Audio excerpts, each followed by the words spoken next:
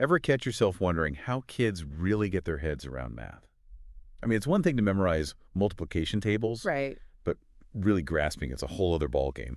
So today we're diving into a fascinating link Okay. between a kid's ability to focus and their math skills. And stick with us, because this is way more than just an academic thing. Mm. It really gets to the heart of how we understand learning.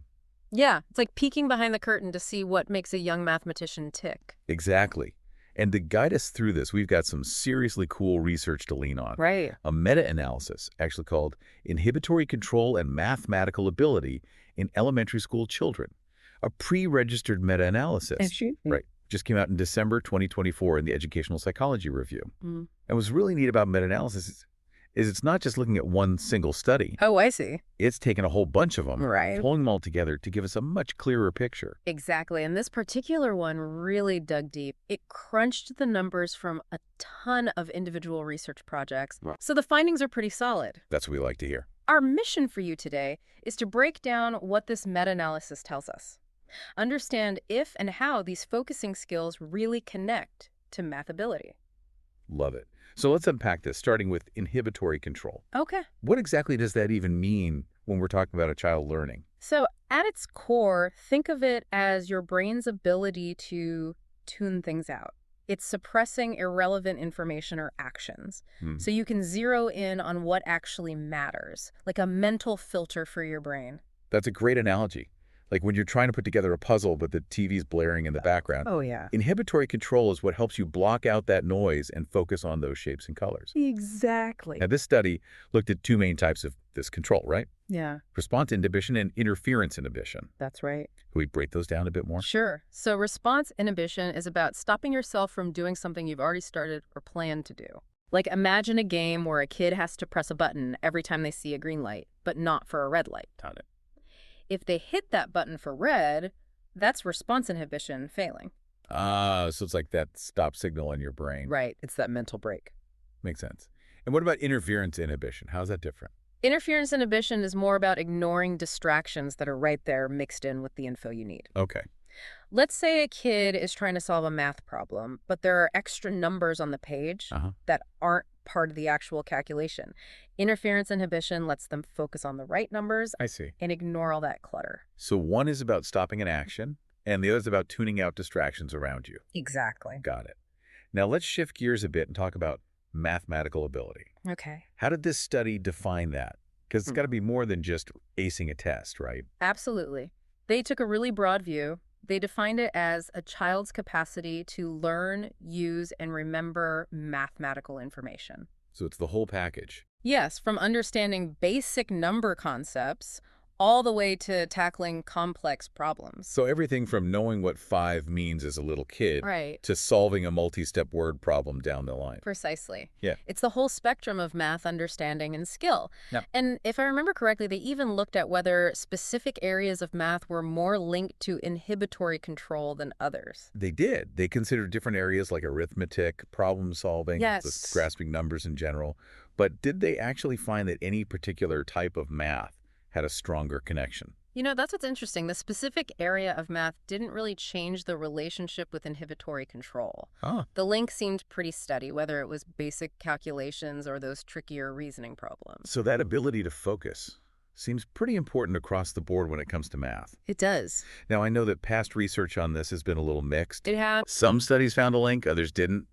What was the big question this meta-analysis was trying to answer? It sounds like they were trying to settle a bit of a debate. That's exactly it. They knew the existing evidence was murky. Yeah. Some pieces hinting at a connection between focus and math skills, Right. and others just not fitting in. It's like a puzzle with some missing pieces. Exactly. So Yeah. the main goal was to get a clearer answer by looking at everything together. See if, on the whole, there's a reliable link. And they weren't messing around when it came to the amount of data they analyzed. This was a huge undertaking. Oh, it was massive. They pulled together results from 241 different findings across 86 separate studies with over 14,000 elementary school children. That's a ton of data. That's incredible. Yeah. So after all that number crunching, what was the main takeaway? What did they find about the relationship between focusing and math skills in these young learners? The big news. a statistically significant, moderate, positive correlation between inhibitory control and mathematical ability. Wow. They calculated an average correlation coefficient, or R value, of 0.19. Okay, an R of 0.19. Now, for those of us who aren't statisticians, what does that actually mean? How strong of a connection are we talking about here? Think of it like this. A zero correlation means absolutely no relationship. A correlation of 1 or -1 would be a perfect relationship. Got it.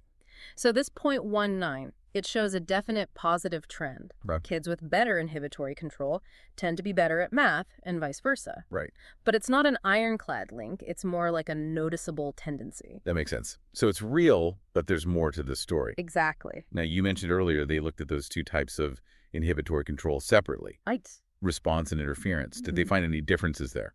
This is where it gets really interesting. Mathematical ability actually had a stronger connection with interference inhibition. Remember, that's the ability to ignore distractions. Right. Compared to response inhibition, stopping yourself. Interesting.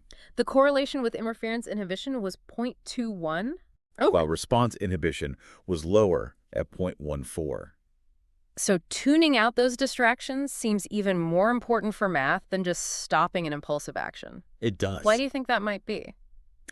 Well, if you think about what kids are doing in math, even really young kids, they're often faced with problems that have a ton of information, some useful, some not. Right. Think about those word problems with extra details thrown in, or even just a page full of numbers where they have to pick out the right ones. Yeah. Being able to filter out the irrelevant stuff, that interference inhibition seems super crucial for doing those kinds of problems well. It's like finding a specific spice in a messy spice rack. Exactly. You've got to be able to ignore everything else to get what you need. That's a great analogy.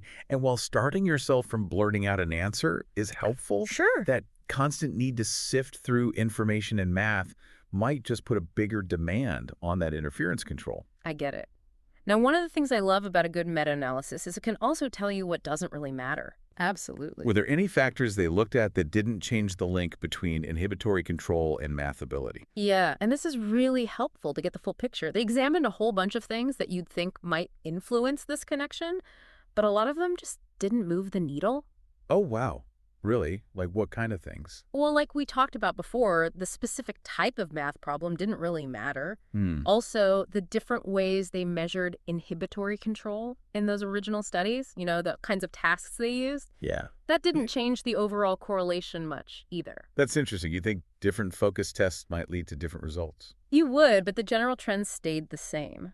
What's more, things like the kids' ages in the studies, boys versus girls, their developmental levels, socioeconomic background, even where the studies took place geographically, none of it really changed that basic link between inhibitory control and math ability. That is quite a list of things that didn't have a big impact. What does that tell us? It tells us that this connection between these focusing skills and math ability in elementary school kids is pretty solid. It's not just for a certain age group or kids from a certain background. Right. It seems to be a more general pattern in how these skills work together during this stage of development. Really valuable insight. So we've got this moderate positive link with tuning out distractions being a bit more important. And it seems pretty consistent across different kids and settings. Yeah. Now, I know the study abstract also mentioned some practical implications of these findings. What kind of new ways of thinking about learning math might this research open up? Well, the researchers suggest that by focusing on inhibitory control, especially filtering distractions, their findings give us a brand new understanding of what makes up mathematical ability. So it's about more than just the math itself. Right. It suggests supporting those underlying cognitive skills might be just as important as teaching specific math concepts. So maybe if we help kids get better at focusing and ignoring distractions, it could actually boost their math skills too. That's a question this research definitely raises, and something future studies could look into more deeply. Fascinating. And I saw that the data for this study is publicly available. It is. Which is a great sign of transparency. Absolutely. They put their data and code up on the Open Science Framework, OSF. Wonderful. The link is https://osf.io5a3p. Perfect. So anyone who wants to really dig in can. They can. Which is great. So as we wrap up this deep dive, what would you say is the most important thing for our listeners to take away from all this talk about inhibitory control and math? I'd say the key message is that there's a real connection between a child's ability to focus and control their impulses, especially that skill of ignoring distractions, and how well they do in math in those elementary school years. And why should our listeners care about this? Because it gives us a deeper understanding of what mental skills really matter for learning math. Right. It goes beyond just thinking about some innate math talent. I see. And shows how important these basic cognitive abilities are. So here's a final thought to ponder. We've talked about correlation. Yeah. But what about cause and effect? Yeah. How do these focusing skills and math ability actually affect each other? Could training a child's focus actually lead to them becoming better at math?